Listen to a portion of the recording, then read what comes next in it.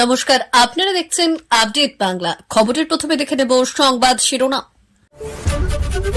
জামিনের পর আপাতত ঠিকানা বেলঘরিয়া, আদালতের নির্দেশ মেনে কবে কলকাতা ফিরবেন অর্পিতা?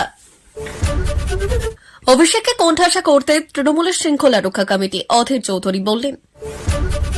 সত্যিটা দেখান, ইডির মামলায় জামিনের পর সিবিআইয়ের হাতে গ্রেপ্তার হয়ে ক্ষোভ শান্তনুর। বাজার গরম করায় অভিষেককে কোণঠাসা করার প্রসঙ্গ তুলতেই হুমায়ুনকে তুলোধনা কুণালের। বন্দে ভারত থেকে বাংলাদেশে রপ্তানি তুঙ্গে উত্তেজনা। অভিষেকের চোখে আর কালো কাচের আবরণ নেই, শুধু নতুন দায়িত্ব পাওয়ার পর দিল্লির দরবারে কি করলেন? লক্ষ্মী ভাণ্ডার বন্ধ করা হচ্ছে অ্যাকাউন্ট। উপনির্বাচনেও ভরাডুবির পর কি চলছে, রাজ্য বিজেপিতে রইল গুরুত্বপূর্ণ তথ্য। রাহুলের নাগরিকত্ব বাতিল হচ্ছে, 19 ডিসেম্বর বড় সিদ্ধান্ত নেবে মোদী সরকার। অভিষেকই কাণ্ডারি, দলের মূল চালিকাকে পেছনে ফেলে এগিয়ে যেতে পারবে তো নৌকো? আসছি বিস্তারিত খবরে। সোমবারই জামিন মঞ্জুর হয়েছে। মঙ্গলবার কাগজপত্রের কাজ সেরে ঘরে ফিরলেন প্রার্থ ঘনিষ্ঠ অর্পিতা মুখোপাধ্যায়। মায়ের শ্রাদ্ধের কাজ না হওয়া পর্যন্ত বেলঘরিয়ার বাড়িতেই থাকবেন তিনি। তারপর আদালতের নির্দেশ মেনে ফিরতে হবে কলকাতার ঠিকানায়। শিক্ষক নিয়োগ দুর্নীতি মামলায় 2022 সালে জুলাই গ্রেপ্তার হয়েছিল পার্থ চট্টোপাধ্যায় ঘনিষ্ঠ অর্পিতা মুখোপাধ্যায়। তারপর একাধিকবার মায়ের অসুস্থতাকে হাতিয়ার করে তিনি জামিনের আর্জি করলেও লাভ হয়নি। পরবর্তীতে গত বৃহস্পতিবার মায়ের মৃত্যু হয় এবং প্যারোলে ছাড়া পান অর্পিতা। বর্তমানে বেলঘরিয়ায় বাড়িতে রয়েছেন তিনি। এই পরিস্থিতিতে সোমবার সুপ্রিম কোর্টের একটি নির্দেশক হাতিয়ার করে এদিন ফের ইডির বিশেষ আদালতে জামিনের আর্জি জানান অর্পিতার আইনজীবী। বিরোধিতা করে এটি, কিন্তু অবশেষে শর্ত সাপেক্ষে জামিন মঞ্জুর করেছে আদালত। তবে কয়েকটি শর্ত পালন করতেই হবে অর্পিতাকে। জমা রাখতে হবে পাসপোর্ট, যেতে পারবেন না কলকাতার বাইরে, তদন্তকারী অফিসারের সঙ্গে দেখা করতে হবে, তদন্ত সহযোগিতাও করতে হবে। তবে মায়ের শ্রাদ্ধানুষ্ঠান শেষ হওয়া পর্যন্ত বেলঘরিয়াতেই থাকতে পারবেন তিনি। উল্লেখ্য, গত কয়েকদিন ধরে প্যারোলে বাড়িতেই ছিলেন অর্পিতা। মঙ্গলবার জেলে ফেরেন তিনি।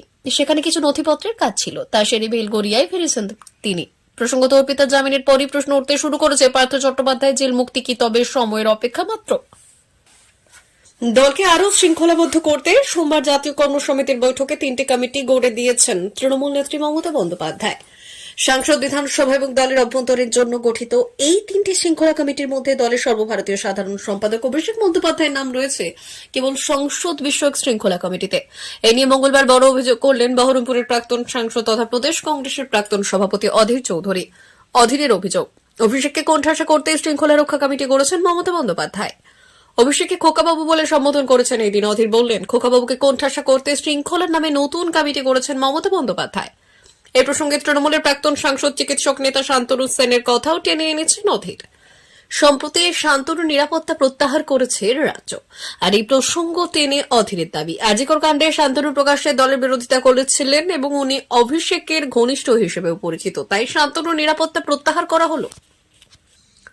প্রাথমিক নিয়োগ দুর্নীতিকাণ্ডে ইডির মামলার মঙ্গলবার সকালে তৃণমূলের বহিষ্কৃত নেতা শান্তনু বন্দ্যোপাধ্যায়কে জামিন দিয়েছিল কলকাতা হাইকোর্ট। বিকেলে ওই নিয়োগ দুর্নীতি মামলাতেই তাকে নিজেদের হেফাজতে নিল সিবিআই। আদালতের শান্তনুর আইনজীবী প্রশ্ন তোলেন, এটা কি কোনো কৌশল? আদালত থেকে বেরিয়ে জেলে যাওয়ার সময় একই সুর শোনা গেল শান্তনুর গলাতে। গাড়ির ভেতর থেকে চিৎকার করে তিনি বললেন, সত্যিটা দেখান। 2023 সালে মার্চ মাসে নিয়োগ দুর্নীতি মামলায় ইডির হাতে গ্রেপ্তার হয়েছিলেন শান্তনু। আর ওই মামলায় তাকে নিজেদের হেফাজতে চেয়ে আবেদন করে সিবিআই। সে মতো মঙ্গলবার তাকে সিবিআইয়ের বিশেষ আদালতে হাজির করানো হয়। বিচারকের নির্দেশে শান্তনুকে 29 নভেম্বর পর্যন্ত নিজেদের হেফাজতে পেয়েছে সিবিআই। যদিও ইডির মামলায় মঙ্গলবার সকালেই তাকে জামিন দিয়েছিল কলকাতা হাইকোর্ট। তারপর ফের সিবিআইয়ের হেফাজতে যাওয়ার পর শান্তনু বললেন, আজ বেল পেলাম, আজই আবার গ্রেপ্তার হলাম, সত্যিটা দেখান। মঙ্গলবার সিবিআই আদালতে তার আইনজীবী একই কথা বললেন। আদালতে তিনি সওয়াল করে জানালেন, মঙ্গলবার ইডি মামলায় হাইকোর্টে জামিন পেয়েছেন, তারপর সিবিআই কেন হেফাজতে চাইছে? তাহলে কি এটা কোনো কৌশল? তার প্রশ্ন, 2 বছরের বেশি সময় ধরে তদন্ত করছে সিবিআই, এতদিন পর কেন শান্তনুকে গ্রেপ্তার করতে চাইছে? তিনি পার্থ চট্টোপাধ্যায়ের মতো প্রভাবশালীও নন। সিবিআই পাল্টা দাবি করেছে, শান্তনু চাকরি প্রার্থীদের কাছ থেকে কয়েক কোটি টাকা তুলেছেন, কিন্তু ডিজিটাল প্রমাণ এবং বয়ান থেকে শান্তনুর নাম উঠে এসেছে, তাই তাকে হেফাজতে নিয়ে জেরা করা প্রয়োজন। সেই আবেদন মেনে আদালত শান্তনুকে 4 দিনের জন্য সিবিআই হেফাজতে পাঠিয়েছে। একদিন আগেই হয়েছে জাতীয় কর্মসমিতির বৈঠক, তারপরেই ফের শুরু জল্পনা তৃণমূলে কি প্রবীণ এবং মমতাপন্থীদের একাধিপত্য। বিতর্ক বহুগুণ বাড়িয়ে দিয়েছেন তৃণমূল বিধায়ক হুমায়ুন কবির। বলছেন অভিষেক বন্দ্যোপাধ্যায়কে কোণঠাসা করার চেষ্টা হচ্ছে। হুমায়ুনের নিশানায় দলের দুই প্রবীণ নেতা ফিরহাদ হাকিম, কল্যাণ বন্দ্যোপাধ্যায়। এবারের 21শে জুলাইয়ের মঞ্চ থেকে অভিষেককে বলতে শোনা গিয়েছিল, এই যে 1-1.5 মাস কোন রাজনৈতিক কর্মসূচিতে আপনারা আমাকে দেখেননি, তার কারণ পর্যালোচনার কাজে আমি ব্যস্ত ছিলাম।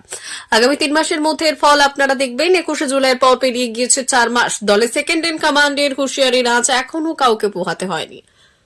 পঞ্চায়েত বা পুর প্রশাসন বিশেষ রদবদলের ছবি দেখা যায়নি কোনো ক্ষেত্রে। উল্টে সোমবারের জাতীয় কর্মসমিতির বৈঠকের পর দিল্লির মুখপাত্রের দায়িত্বে অভিষেক বন্দ্যোপাধ্যায়। তবে কি শুধু দিল্লি নিয়েই বলবেন অভিষেক? প্রযুক্তিগত সমস্যার জন্য হিলি সীমান্ত দিয়ে বন্দে ভারত থেকে বাংলাদেশে পেঁয়াজ এবং আলু রপ্তানি।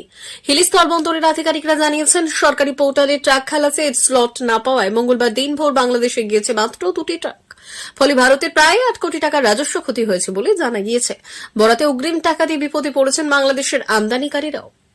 হিলি স্থলবন্দরের আধিকারিক জানিয়েছেন, রবিবার পর্যন্ত সবকিছু স্বাভাবিক ছিল। সেদিন 160টি ট্রাক সীমান্ত পার করেছে। সোমবার থেকে সমস্যা শুরু হয়। সোমবার মাত্র 43টি ট্রাক সীমান্ত পার করতে পারে, কিন্তু মঙ্গলবার আলু পেঁয়াজের কোনো ট্রাক সীমান্ত পার করেনি। সুবিধে পোর্টালে স্লট বুকিং করার বন্ধ থাকায় কয়েকশো ট্রাক সীমান্তের আশেপাশে বিভিন্ন পার্কিং এ দাঁড়িয়ে আছে, যার ফলে রাজস্ব ক্ষতি হচ্ছে। ওদিকে আলু পেঁয়াজ নষ্ট হয়ে যাওয়ায় আশঙ্কা রয়েছে রপ্তানিকারীদের। কালীপুজোর 2 দিন আগে চোখের অস্ত্রোপচার করিয়ে আমেরিকা থেকে কলকাতায় ফিরেছিলেন তৃণমূল নেতা অভিষেক বন্দ্যোপাধ্যায়। তারপর থেকে সোমবার পর্যন্ত 3 বার তাকে প্রকাশ্যে দেখা গিয়েছে। 3 বারই দেখা গিয়েছে চোখে কালো কাচের চশমা রয়েছে অভিষেকের। মঙ্গলবার সংসদে দেখা গেল অভিষেকের চোখ থেকে সরেছে কালো কাচের আবরণ। মমতা বন্দ্যোপাধ্যায়ের কালীঘাটের বাড়ির অফিসে সোমবার তৃণমূলের জাতীয় কর্মসমিতির বৈঠক ছিল। সেখানেও অভিষেককে দেখা গিয়েছিল কালো কাচের চশমা পরে রয়েছেন। সোমবার সন্ধ্যের বিমানে কলকাতা থেকে দিল্লি গিয়েছিলেন ডায়মন্ড হারবারের সাংসদ। মঙ্গলবার ছিল সংবিধান দিবস। সে উপলক্ষে সংসদে গিয়ে দলের সাংসদদের সঙ্গে সৌজন্য বিনিময় করেছেন তিনি। নতুন সংসদ ভবনের মূল ফটকের সামনে কল্যাণ বন্দ্যোপাধ্যায়, জোনমালিয়া, শতাব্দী রায়, প্রকাশ চির বরাই সহ দলের 2 কক্ষের সাংসদদের সঙ্গে ছবিও তোলেন। সেখানেই দেখা গিয়েছে তার চোখ থেকে সরেছে কালো কাচের চশমা। মুখ্যমন্ত্রীর স্বপ্নের প্রকল্প নিয়ে এবার এলো বড় আপডেট। অনেকেই জানুয়ারি মাস থেকে আর লক্ষ্মীর ভান্ডারের টাকা হাতে পাবেন না। কারা কারা এই টাকা পাবেন না জানেন? রইল বিরাট আপডেট। 2021 সালের বিধানসভা ভোটের সময় অনেকগুলি জনপ্রিয় প্রকল্প সামনে আনেন মুখ্যমন্ত্রী মমতা বন্দ্যোপাধ্যায়। তার মধ্যে সবথেকে জনপ্রিয় প্রকল্প হয়ে উঠল লক্ষ্মীর ভান্ডার। প্রকল্প নিয়ে বেশ বড়সড় ঘোষণা তিনি বিধানসভা ভোটের আগেই করে দিয়েছিলেন। লক্ষ্মীর ভান্ডার প্রকল্প মহিলাদের আর্থিক সহায়তা দানের জন্য। সাধারণ শ্রেণীর মহিলাদের মাসে মাসে 500 টাকা এবং তফসিলি জাতি এবং উপজাতির মহিলাদের মাসে মাসে 1000 টাকা দেওয়া হয়। তবে অনেকেই এবার আর সেই টাকা পাবেন না। কারা কারা পাবেন না? রাজ্য সরকারের অন্যান্য আর্থিক ভাতার সুবিধে নিয়ে অনেকেই এই প্রকল্পের আওতায় তাদের নাম লিখিয়েছেন, আর এই সকল মহিলারা প্রকল্প থেকে বাদ পড়ে যাবেন। অনেক মহিলার বয়স 25 বছর না হলেও জাল সার্টিফিকেট বানিয়ে নাম লিখিয়েছেন, তারা বাদ। সাধারণ শ্রেণীর বহু মহিলা ওবিসি অথবা অন্য কোনো শ্রেণীর নাম দিয়ে টাকা নিচ্ছেন। প্রথম ধাক্কা 2024 সালে লোকসভা নির্বাচনে 2019 সালের তুলনায় বাংলায় পদ্মের আসন কমেছে। আর সেই রেশ কাটতে না কাটতে শীতের আগমনের আগে আরও একবার ভোট বক্সে ধাক্কা খেতে হলো বঙ্গ বিজেপিকে। রাজ্যে 6 কেন্দ্রের উপনির্বাচনে খালি হাতে ফিরতে হচ্ছে পদ্ম শিবিরকে। এমনকি ওই 6 কেন্দ্রের মধ্যে একমাত্র মাদারিহাট বিজেপির দখলে ছিল। সবুজ ঝড়ের সেই কেন্দ্রটিও হাতছাড়া হয়েছে বিজেপির, যা জেরে রাজ্য বিজেপি নেতৃত্বের ওপর সেই দলেরই একাংশের ক্ষোভ প্রকাশ্যে এসেছে। সরাসরি রাজ্য নেতৃত্বের ভূমিকা নিয়ে অনেক পদ্মনেতাই সরব হয়েছেন। যে তালিকায় রয়েছে দিলীপ ঘোষ, জিতেন্দ্র তিওয়ারির মতো নেতারা। আবার উপনির্বাচনকে তেমন আমল না দিয়ে 2026 সালে রাজ্যে বিধানসভা নির্বাচনে ক্ষমতা দখল নিয়ে আত্মবিশ্বাসী সুর শোনা গিয়েছে বঙ্গ বিজেপির সভাপতি সুকান্ত মজুমদারের কণ্ঠে। কেন্দ্রীয় মোদী সরকারের দাবি, এই মুহূর্তে দেশের সবথেকে শক্তিশালী দল বিজেপি। সংখ্যাগরিষ্ঠতার নিরিখে তা কিছুটা হলেও সত্যি, কিন্তু তা সত্ত্বেও বিরোধী দলের নেতাদের পেছনে নানান ষড়যন্ত্র রচনা করতেও সিদ্ধহস্ত ভাজপা সরকার। কখনো তাদের নিশানায় থাকেন হেমন্ত সোরেন, আবার কখনো বা বাংলার মুখ্যমন্ত্রী মমতা বন্দ্যোপাধ্যায়। তবে এবার রাহুল গান্ধীর পেছনে পরোক্ষভাবে কূটনৈতিক চাল চালতে ব্যস্ত দেশের তথাকথিত বৃহত্তম দল। রাহুল গান্ধীর নাগরিকত্ব থাকবে নাকি বাতিল হয়ে যাবে তাই নিয়ে আগামী 19 ডিসেম্বর বড় সিদ্ধান্ত নিতে চলেছে মোদী সরকার। সোমবার দিন এলাহাবাদ কোর্টে কংগ্রেস নেতা রাহুল গান্ধীর নাগরিকত্ব সংক্রান্ত আবেদনের শুনানি হয়। এই আবহে কেন্দ্রীয় সরকার এলাহাবাদ কোর্টকে জানিয়ে দেয় রাহুলের নাগরিকত্ব বাতিল করা উচিত কিনা তা বিবেচনা করে দেখা হবে। আগামী 19 ডিসেম্বর এই বড় সড় সিদ্ধান্তের বিষয়টি কোর্টকে জানাবে কেন্দ্রীয় সরকার। আদতে লখনৌ হাইকোর্টে দায়ের করা একটি পিটিশনে দাবি করা হয়েছিল রাহুল গান্ধী একজন বিদেশি নাগরিক, আর এই বিষয়ে কেন্দ্রীয় স্বরাষ্ট্র মন্ত্রকের কাছ থেকে তথ্য নেওয়ার নির্দেশ দিয়েছে আদালত। দুর্গম গিরি, কান্তার মরু, দুস্তর পারাবার লঙ্ঘিতে হবে রাত্রি নিশীথে, যাত্রীরা হুঁশিয়ার। 2019 সালে বঙ্গ রাজনীতিতে বিজেপির হঠাৎ উত্থান।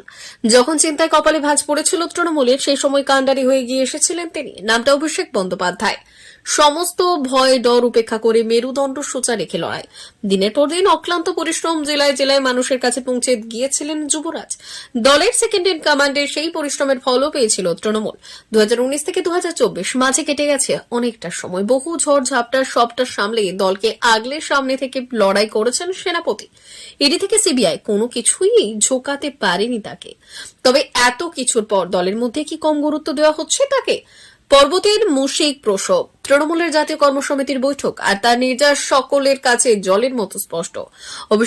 অভিষেক তো দূর, জাতীয় স্তরের মুখপাত্রের পদই একমাত্র পড়ে রইল তৃণমূলের সেকেন্ড ইন কমান্ডে ঝুলিয়ে এক কোণে। তৃণমূলের নবীন প্রবীণ দ্বন্দ্ব বহুদিন ধরে চলছিল, আর সেই জায়গায় দাঁড়িয়ে তৃণমূলের জাতীয় কর্মসমিতিতে নবীনের প্রতিনিধিত্ব বাড়বে কিনা সেই নিয়েও চর্চা চলছিল। কিন্তু কোথায় কি, নবীনের সংখ্যা বৃদ্ধি তো দূর, উল্টে বৈঠক শেষে দেখা গেল প্রবীণদের প্রতিনিধিত্ব বৃদ্ধি পেল। শোনা যাচ্ছিল দলে বড় ধরনের রদবদলের জন্য হারছেন অভিষেক। যেমন বেশ কিছু প্রবীণ নেতাকে পদ থেকে সরিয়ে নতুনদের জায়গা করে দেওয়ার প্রস্তাব ছিল, তবে সেখানেও ধাক্কা। অভিষেকের পাশাপাশি এক চুলো গুরুত্ব পেল না যুবরাজের চাওয়া পাওয়া। প্রিয় দর্শক, এখনকার মতো খবর এই পর্যন্তই। ধন্যবাদ।